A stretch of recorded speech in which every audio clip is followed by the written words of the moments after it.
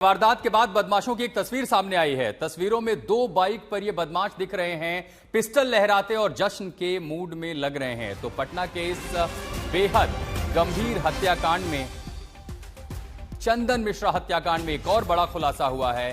तस्वीरें सामने आई हैं, बाइक पर शूटर्स के हाथों में पिस्तौल है और ऐसा लगता है कि हत्या के बाद वो जश्न मना रहे थे। ओपीडी के रास्ते शूटर्स कमरा नंबर 209 तक पहुंचे थे, जहां चंदन मिश्रा था, और दो बाइक पर कुल 6 अपराधी अस्पताल पहुंचे थे। दो बाइक का इस्तेमाल हुआ, 6 अपराधी थे, हाथों में पिस्तौल लेकर के पहुंचे।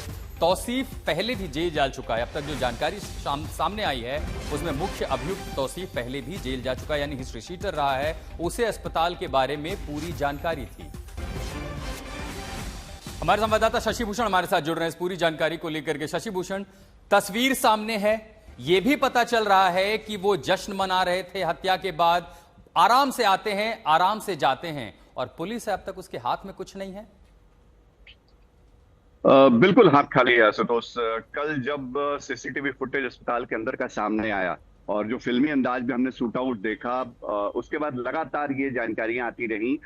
हम भी ये खबर चला रहे थे कि शूटर्स 5 की संख्या में थे। ठीक है, शूटर्स 5 ही थे जो अंदर गए थे, लेकिन उनका छठा साथी भी था। और इस पर आज जो हमारे पास तस्वीर है, जो एक और फुटेज आया है, वीडियो फुटेज, वो इसकी तस्दीक करता है कि 6 अपराधी थे, 2 बाइक पे सवार थे और बड़े आराम से हत्या की घटना को अंजाम देकर के वहां से निकल गया। और सबसे बड़ी बात, जो नई तस्वीर हम दिखा रहे हैं दर्शकों को, उसमें आप देखिए जो जश्न है वो मना रहे हैं। मतलब ये पुलिस चुनौती तो कल हमने देखी लगातार, जिस तरह से शूट आउट की घटना को अंजाम दिया गया पटना के पारस हॉस्पिटल में, चंदन मिश्रा की हत्या की गई। लेकिन उसके बाद जो अपराधी निकले तो उन्हें ऐसा लग रहा था कि उन्होंने अपने मिशन को पूरा किया है और वो जस्ट सेलिब्रेट कर रहे थे बाइक पे, और हाथ ऊपर करके जिस तरह वो चीयरअप कर रहे हैं, हाथ में पिस्टल है, वो चीजें जो है वो बताती हैं कि किस तरह का जो साहस है। और पुलिस का कहीं कोई खौफ नजर नहीं आता। तो पटना के राजा बाजार इलाके में पारस हॉस्पिटल है,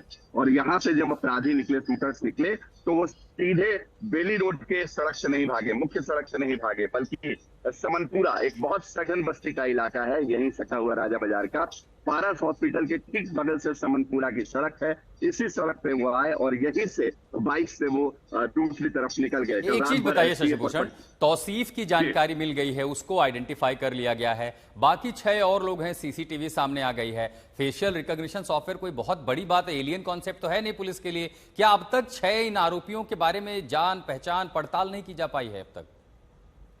अफसोस बहुत पुलिस बोलना नहीं चाह रही है इस मामले पर, लेकिन हमारे जो सोर्सेज हैं, जो जैसे हमें जानकारी मिलती है ऐसे मामलों में, वो ये बता रहे हैं कि तौसीफ बादशाह, जो पटना के फुलवारी शरीफ इलाके का रहने वाला है, जो बिना कैब के आया था, शूट आउट को जिसने लीड किया और जिसका अंदाज सबसे अलग दिखता है इन 5 शूटर्स में, उसके अलावा जो 3 अन्य शूटर हैं उनकी पहचान हो गई है।